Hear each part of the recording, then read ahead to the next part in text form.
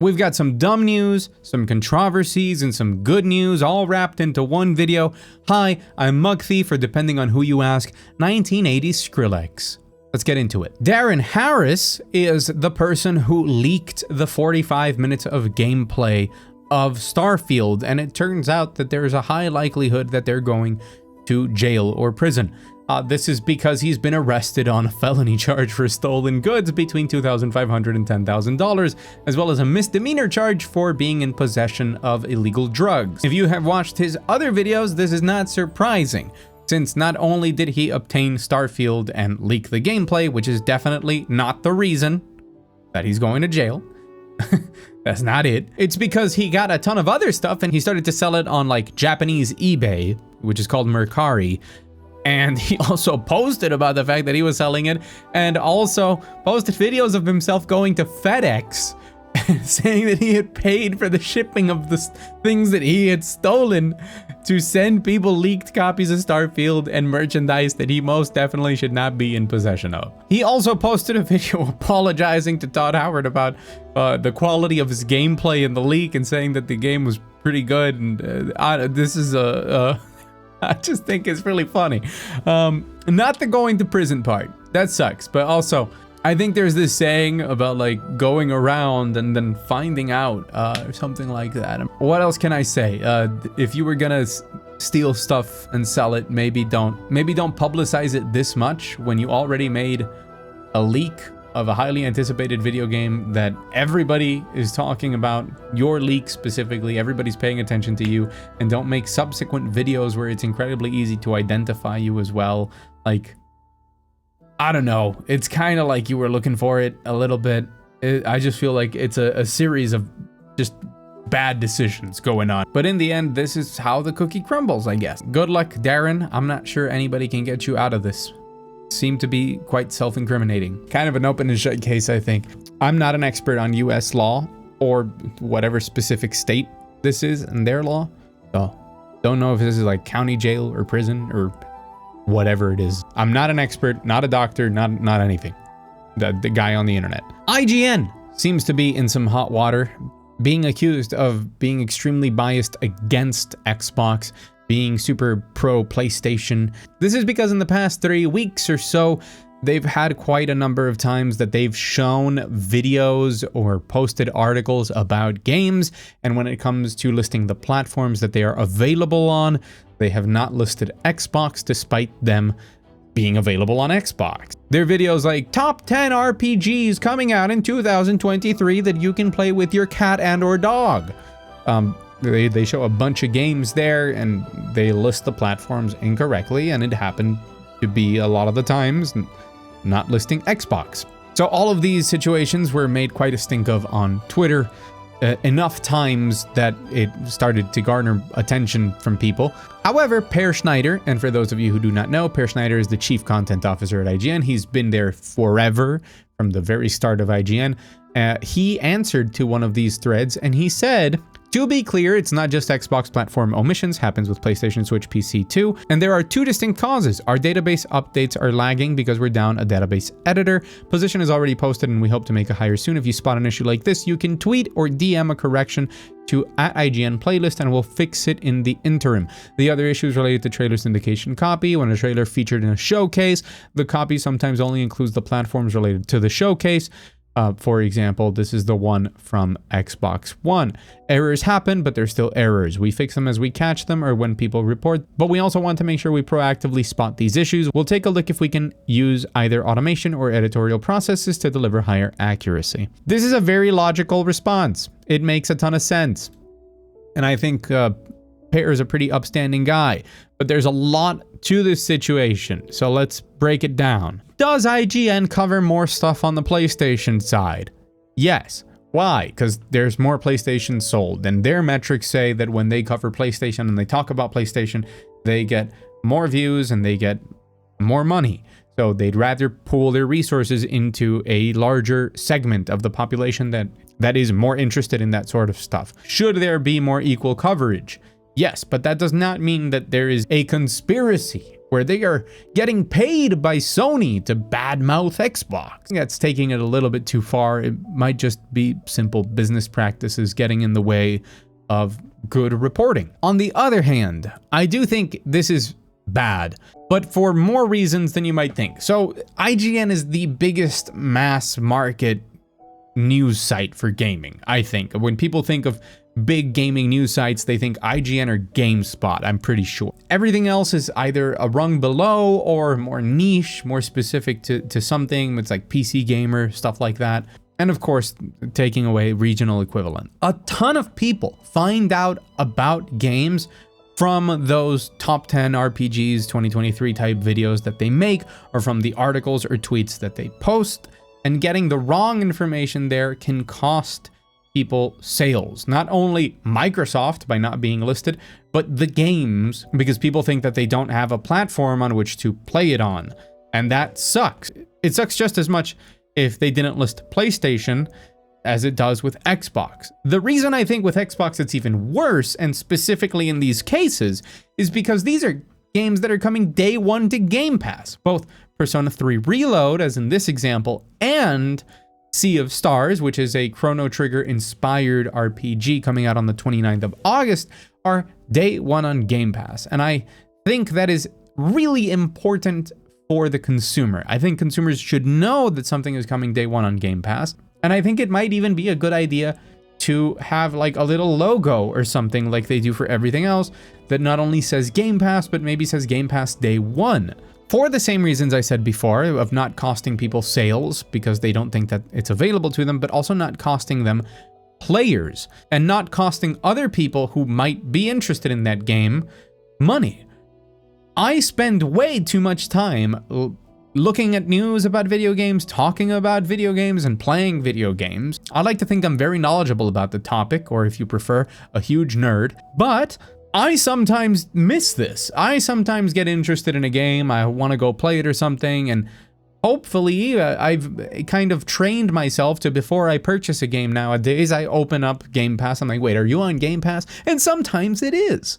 And I just saved myself money by remembering that. So I assume most people have a tough time remembering to check Game Pass or knowing if something is on Game Pass. So if a game is especially coming out day one on Game Pass, if you're the largest mainstream media outlet, you should definitely say that so that consumers can be informed and can try out a game. That's valuable for everyone involved, and not putting it, I think, is a shame. It should be a large priority to check. Does that mean they should also list if it's on other subscription services? I mean, yes, I don't have PlayStation Plus because I'm mainly a PC gamer. I have PC Game Pass. But if something is coming out day one on another type of subscription service, I think it should be there. I think Game Pass is definitely the biggest subscription service of this nature, so it takes preference there. I'm not expecting them to list that it's coming to the Ouya or something. Was the Ouya a subscription service? What even was the Ouya? Does anybody remember? But at the very least, Game Pass as a start, and if possible to every subscription service that includes the game on launch, should be a priority to inform the consumer as best you can and give the best chances of that game getting played by gamers. So yeah, I think that the conspiracy thing is not warranted. Everybody has biases and it sucks when people do, but I don't think it's that strong. It's just the inaccuracies and maybe not covering these things, specifically the platform things, to the best that they can is a shame. But like the whole console war thing with mainstream media, just assume that they make more money off of news from PlayStation. That's fine. They're always going to do things that are going to give them the most money. I think that as much as I don't like IGN, there's a ton of other places that have done way more inflammatory headlines about console wars and people taking advantage of that. That is worse. Maybe one day I'll do a video covering some of those. Those are just, yeah, the internet's a weird place, man. Super brief news in the middle. Baldurs Gate 3 is coming to Xbox sooner than we thought. It's going to be here before the end of the year. That is because Xbox is waiving their parity clause, which was holding the game back. For those of you who don't know, the reason that Baldur's Gate 3 is not coming out on Xbox at the same time as PlayStation 5 is because they couldn't get the split screen co-op working on Xbox Series S. So now they're just going to release it without that feature and that version of the game. This sucks for the people who wanted that, but I also think that's a minority of people, and this means they can get the game out and selling more on Xbox, which is good for both Xbox platforms and Larian, while the iron is still hot.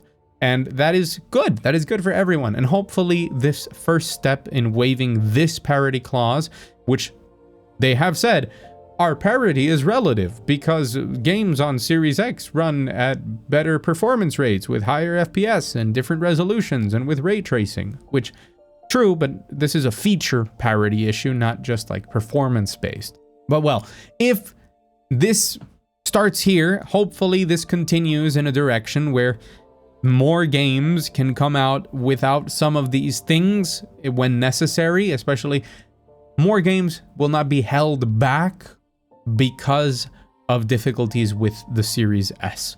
I still think that most games, if they can run on a Steam Deck, they can run on a Series S, and it just requires more optimization. But I understand that some developers don't see the value in that, and at the end, the people who are harmed by it are both the consumer and Microsoft by not getting a game or by getting games very late. So if this means we're going to have more of a case-by-case basis, that would improve everything, even if at the cost of some of the Series S users. I'm a big proponent of the Series S, by the way. I think it's fantastic for newer gamers or for parents looking for a great way to introduce their kids into gaming. It's fantastic value for money. A Series S and Game Pass is just a great way for a person who is mildly interested in video games or just takes it as a very light hobby. They like to play some stuff sometimes to wet their feet and play whatever they want. They can jump across a ton of games and for very cheap. So I like its niche in the market. I think there's definitely a space for this type of console, not only now, but moving forward in future generations. And I think that because I like it so much as a gateway for people to get into games at a low price, we definitely need to figure this issue out better as we advance, because we can't have this many debates about like, oh, the Series S is holding games back. That can be true, but I don't think that means the Series S needs to be taken out to the yard, you know? We just need to find better solutions for this, including this case-by-case basis thing. I think this is a decent compromise. To round it all off, Starfield news, we got a ton of it. Coming from Gamescom, we have both an interview with Pete Hines, the absolute savage that he is. I'm still super happy about the way he roasted Grums on Twitter. And with Phil Spencer himself. Pete Hines says he's played about 160 hours of the game, and he says that he's just scratching the surface. Paraphrasing, because I want to make this, I want to condense it as much as possible. He says he's barely scratched the surface after 160 hours. He did confirm the existence of New Game Plus. I'm very excited about it. What does that mean? Are there going to be changes in New Game Plus?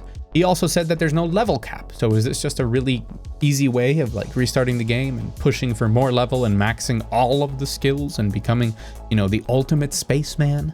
What is New Game Plus exactly? He also said specifically that skills, if you're going to be leveling up skills, make sure to choose skills that you want to use immediately, because the way that they level up through tiers and you get very transformative changes to those skills as you use them. He mentioned a specific skill that allowed him to craft some stuff towards the later parts of the game that made him feel like Iron Man. So does that mean jet boots or rocket fists, or what's going on? The most important thing he said is that he felt that the game doesn't even really start until you get through the main story. I take this as there's probably some mechanic that is more complex that unlocks once the main story quest is done. What that mechanic is and if we will like it is a different question. If it's just going to be outposts, I don't think I'll like it. Well, I don't know. It depends on how they do the outposts this time around. Maybe they do them well. How am I going to edit this? But yes, probably something transformative, a different sort of progression mechanic, or something big happens once the main story is out of the way. That's good to know.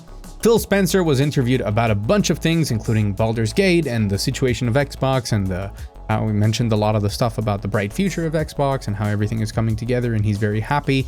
I like Phil's energy as a human. I know a lot of people dislike him and say that he's a big liar or whatever. He feels quite sincere in the way that he likes video games and plays them, which is refreshing to see from somebody so high up in a position of power at one of these mega corporations, even if maybe from the business perspective he might be terrible and treats all of his employees terribly. I don't know, we will find out one day, but I like the way he talks about games. He just seems happy a lot of the time, and I like that positive energy. He said he's played the game for about 200 hours across like 15 different playthroughs. He says he's been playing since November. He's been getting different builds of the game. The save formats are not compatible, so he starts again. He thinks he's on his final playthrough, and he's playing full Space Pirate, which the only reason I'm mentioning all of this is because I hope there's a lot of Space Cowboy stuff. I want to do as much Space Cowboy as possible. I want to do as much Firefly and Cowboy Bebop in Starfield as I can. Maybe that's not what you want, but it's what I want, and I'm a human, so I only care about what I want. So that's it. That's all of the news. There will be more news soon, I'm sure. The previous video I did had a tremendous reception. I'm really happy. If you're one of the new subscribers, thank you so much for subscribing. If you're one of the old subscribers, I told you that one day I would do good stuff. I hope this video was entertaining, and if it was, make sure to hit the like button. We gotta pump the algo in the comments, so if you don't have anything to say, leave a comment saying for the algae, because that's a word that I've never written right once. Don't look up how to write it. Just write it the best you can. Let's see what the results are. As always, thank you so much for watching. I've been Mugthief, and I will see you on the internet.